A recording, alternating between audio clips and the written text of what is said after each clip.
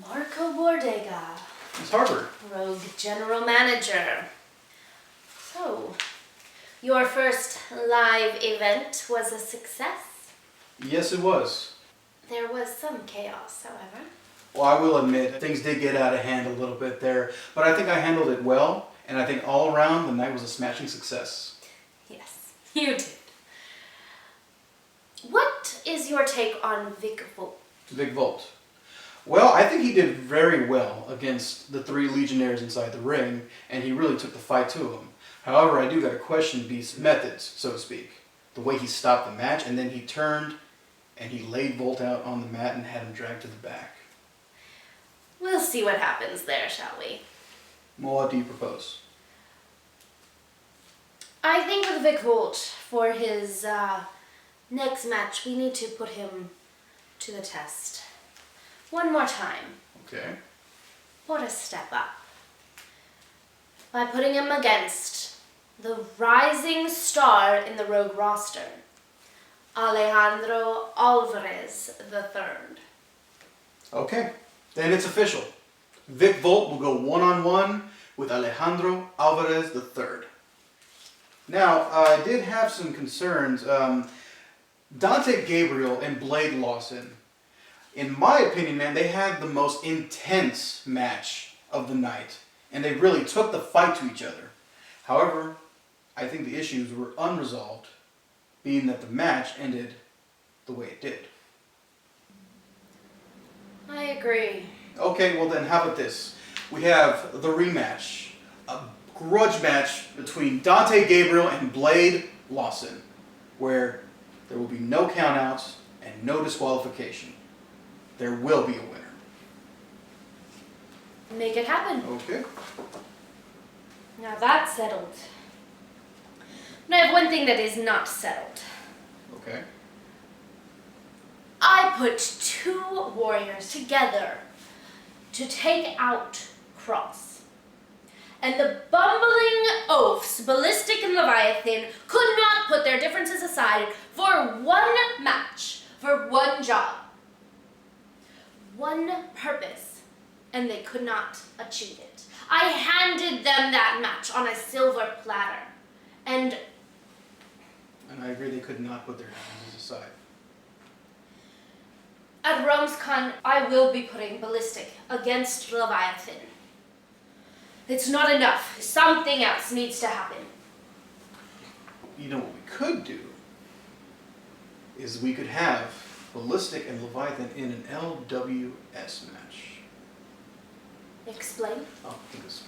Ballistic versus Leviathan in a last warrior standing match. In other words, the winner of the match has to incapacitate their opponent. Okay. Okay. Now, Ms. Harper, I do have some concerns about Sal Silva. As far as the incident that happened, and I know I can't deny it, everybody saw it happen, I take full responsibility for that. Sal was not supposed to have done what he did to Sin Mason, and in my heart of hearts, I know he knows better than not to put his hands on a warrior. And he was reprimanded, and he was docked his pay for the night. And I can guarantee you that this will not happen again. I believe your guarantee. Okay. Because Sal Silva wants to put his hands on a warrior, on a rogue warrior. What is going to happen? If Sal Silva wants a fight, then we are going to give him one. What are you suggesting? Sal Silva versus the Rogue Horseman's Iron Horse, Sin Mason. Well, Ms. Harper, don't you think that's a bit extreme, considering the circumstances?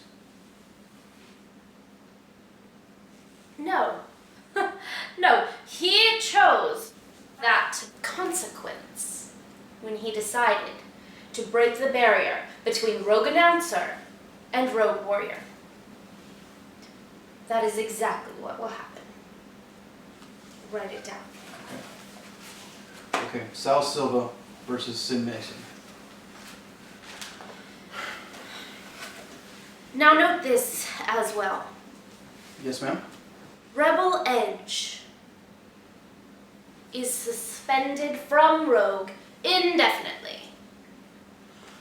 Miss Harper, are you sure you want to Of course I'm sure. You saw what he did. You were there. Yes. He decided to ignore your warning and jump back in the ring with Alejandro Alvarez III. What else would you suggest? Well, Miss Harper, for one thing, you've got to understand is that Rebel Edge is Rogue. Now, I'm not trying to get on your bad side in any way, but you need to understand he was the very first Rogue World Champion, and he is the longest reigning World Champion to date.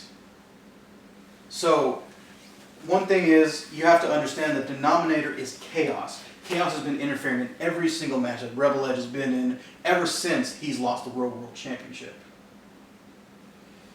And then you got to understand that the fans love Rebel Edge.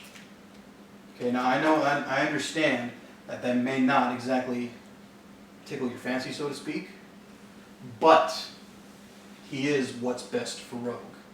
And if we suspend him, they will rebel, and the backlash will not be worth the action. So hear me out on this, okay? Last year's event, Rogue Uprising at RealmsCon, it was Rebel Edge versus Chaos, and that match was epic. The fans loved it.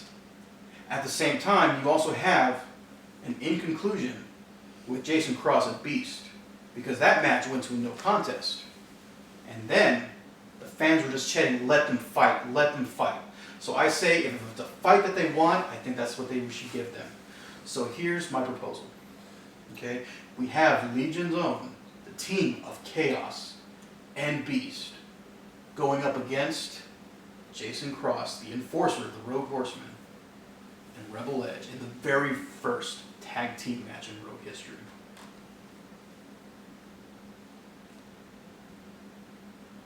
Miss Harper, it's what's best for Rogue. It's in the best interest of your business.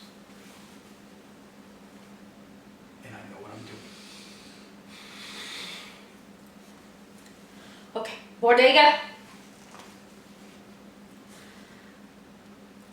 You have your match.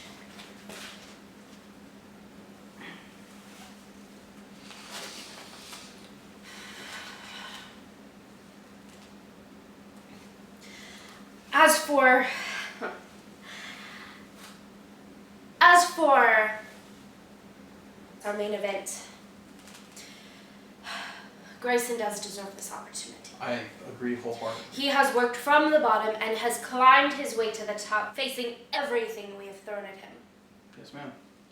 But also, you cannot ignore the efforts of Diego Vega, for he has proven that he is worthy of holding the Rogue World Championship and has successfully defended that title at every match he's been a part of. Then one thing we can agree on, this will be a must-see match. Exactly, and this time it counts, because this time the gold will be on the line, and we will have one of two options. We will either crown a new Rogue World Champion, or Diego Vega will successfully retain his title once again.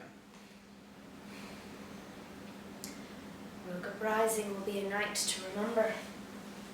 Yes, ma'am. And Bodega, Yes, ma'am.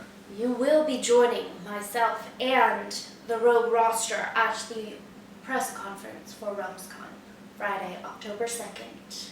Be ready. Yes, ma'am. Rogue Uprising at RealmsCon in the American Bank Center. The Rogue Uprising continues. Go Rogue. Or go home.